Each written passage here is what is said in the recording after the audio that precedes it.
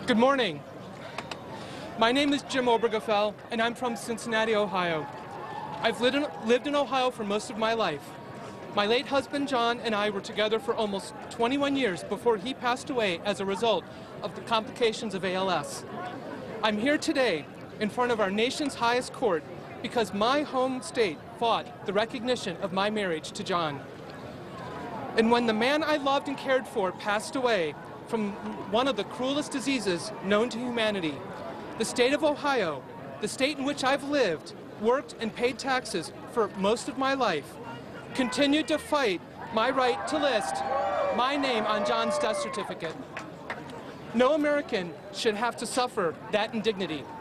That's why John and I and the 30 plaintiffs who are part of this lawsuit decided to fight.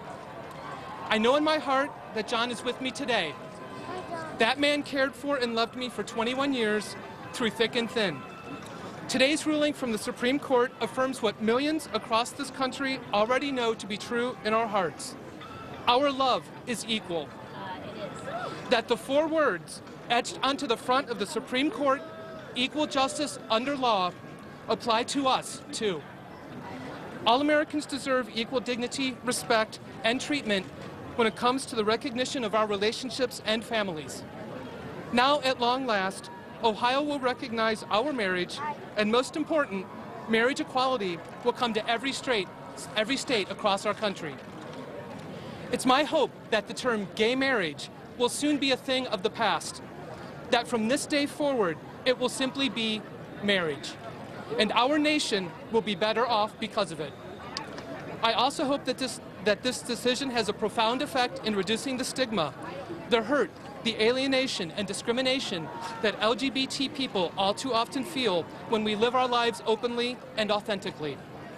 At the same time, while we will celebrate today's victory, my heart is also in Charleston. These past few weeks and months have been an important reminder that discrimination in many forms is alive and well in America. It reminds us of the deeply unfortunate reality that progress for some is not progress for all, and that there can be equally significant steps backward as there are forward. If we're truly dedicated to our democracy and the values that we as a nation cherish, we must be equally committed to ensuring that all citizens are treated equally, that all Americans deserve justice. That's when we're all united. I want to thank my legal team, and especially Al Gerhardstein, who stood by me every single step of the way.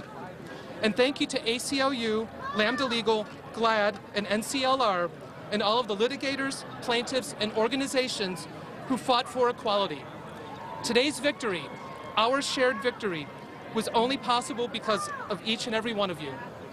I'd like to give a special thank you to Mary Bonato and Doug Howard-Dreimeyer, who brilliantly argued our case before the court and eloquently affirmed my life and relationship and those of millions of others like me across this country.